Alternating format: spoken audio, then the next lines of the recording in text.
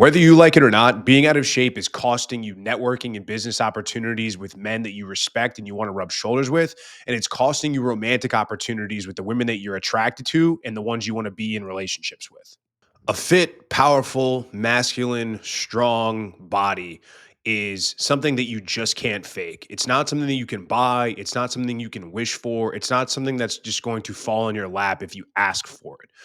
It's the one thing that you have to earn day in and day out over a very long period of time through discipline, effort, hard work, and mental toughness. And the reason that being in shape is such an amazing thing, the reason it's such a cheat code is because before you shake anybody's hand, before you speak to anyone, before you ever walk up to another person, they are already making up their mind or they're already evaluating you by the way you carry yourself and the body that you're in on whether they might like you, whether they might dislike you. And this is a phenomenon known as a halo effect. So, what people will look at you, let's say men are judging you based on your appearance and your physicality. So, if you are somebody that's in shape, like I said, physically strong, masculine, powerful, then they're going to look at you subconsciously as a potential member of the tribe. And if they're looking at you and they see a strong, powerful masculine body, they're going to say, this is somebody that I might want to have to my right or to my left, or that I might want to help build my circle around, or I might want to draw a perimeter with, or this is somebody that I might be able to count on if shit should ever hit the fan. Maybe we're not thinking about that consciously, but subconsciously, absolutely. And plus, if another guy is in shape and he enjoys working out and being fit and he has the mental discipline and grit and toughness to get in great shape, he's already recognizing those similar qualities in you before you've ever spoken to him. When a woman is looking at you or when she's maybe judging you, looking you across the room, like maybe as you're approaching or within the first 5 seconds of a conversation, she's already seeing broad shoulders and a slim waist and a nice, muscular, powerful frame as signals of a man that she would potentially want to date or subconsciously even have children with, right? This all goes back to psychology and evolutionary biology. She's going to see broad shoulders and a slim waist as a man who is powerful, as a man who can protect, who is a good hunter, who can go out and provide.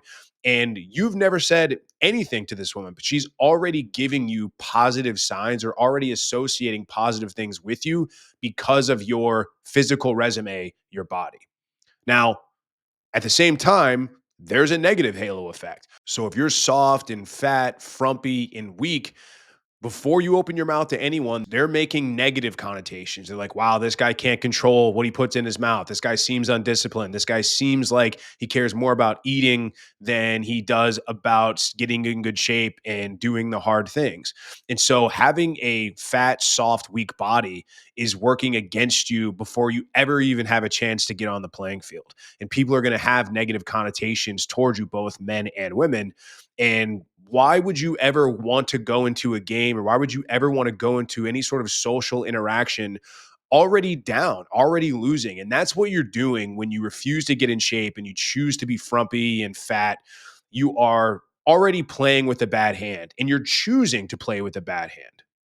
See, this is something that a lot of guys want to fight me on. They say, oh, like being in shape is all about vanity. It's cope. You know, you're a fake alpha or whatever that might be.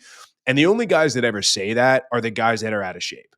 The guys that say, oh, well, I make good money or you don't need to be in shape. Just lead with your wallet. Or, I see women date fat guys all the time. And I see, he must be a really funny guy. And maybe there's some outliers out there, sure. And most likely there are some other things at play. I'm not saying that women don't date fat guys, but on the balance of probabilities, it's not going to happen for you.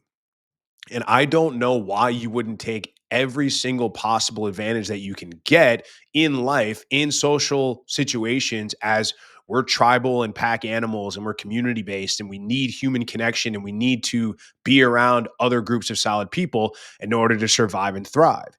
So there's no reason that you should start off on the wrong foot by having a fat, soft, weak body. And so men view it as a powerful status signal because you are looking like you might be a valuable member of the tribe if you pass other tests and you are somebody they socially want to be around. And then women will look at you as a potential mate, as somebody she might want to date, somebody she might want to sleep with. And you're already starting off in the right direction. For yourself, let's take the other, outside influences off the table at some point. when you're able to get under a heavy barbell, or whenever you're able to squeak out that last rep, or when you can go to that place, and I talk about this a lot, but so few people do this. Most guys, when they go into the gym, they're going through the motions. They might think they're working hard, but 99% of guys out there stop lifting and stop pushing themselves the minute they feel some resistance. I'll see somebody on a squat rack, and as soon as they get about a quarter way down and their hamstrings start to kind of tighten up, they'll bail out of it. They're just starting to feel the stretch of the muscle, just starting to feel the stretch of the exercise, and they need to go down another 8 to 12 inches to feel the full stretch. But any bit of discomfort is enough for them to quote unquote bail out of the rep. And then they do that 10 times and they think they're training. And these are the guys that come in and day out for years and always look the exact same and can't figure out why. To really make a muscle grow, to really do the things you need to do to get in shape, you have to push yourself past that point to where your brain continues to signal, hey, this is really uncomfortable. This is a survival situation, because your body doesn't know whether you're lifting a tree and you're running from a predator, or if you're just lifting weights in a barbell in a gym. So it's saying, hey, we're going to continue putting ourselves through these stress. We better develop muscles. We better develop strength so we can continue to brace and lift heavier and heavier loads with more intensity over time. And as your body gets more muscular and as you get physically hard, you will absolutely increase your mental hardness, your mental toughness.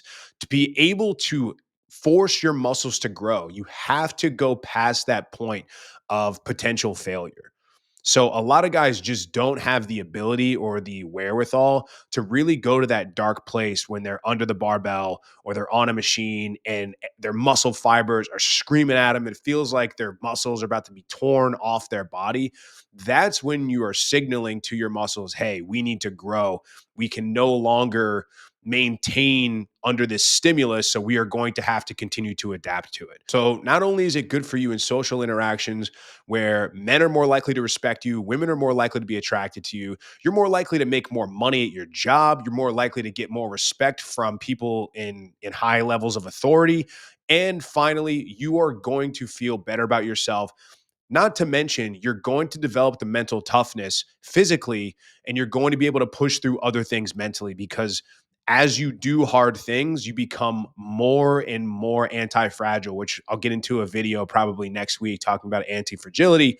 But when you do all of these things, your entire life changes for the better. I don't know a single person who has ever been out of shape and then in shape and says being out of shape is a better quality of life. They prefer being out of shape. So if this resonates with you and you've had a knee jerk reaction to this and you find yourself saying that Mont doesn't know what he's talking about and whatever that might be, I'm probably talking about you. If you're in shape, you're doing things you need to do, awesome. Keep at it. And if you're not, consider joining my community, the Academy, where we are helping men do all the things that is not only going to make their lives better, but the things that are going to make them more attractive to women, like getting in better shape, fixing their mindset, developing mental point of origin and living life on their own terms, developing a social status and social skills so that they can attract the women and keep the women around that they really want. So that's it for me. I will catch you guys on the next video.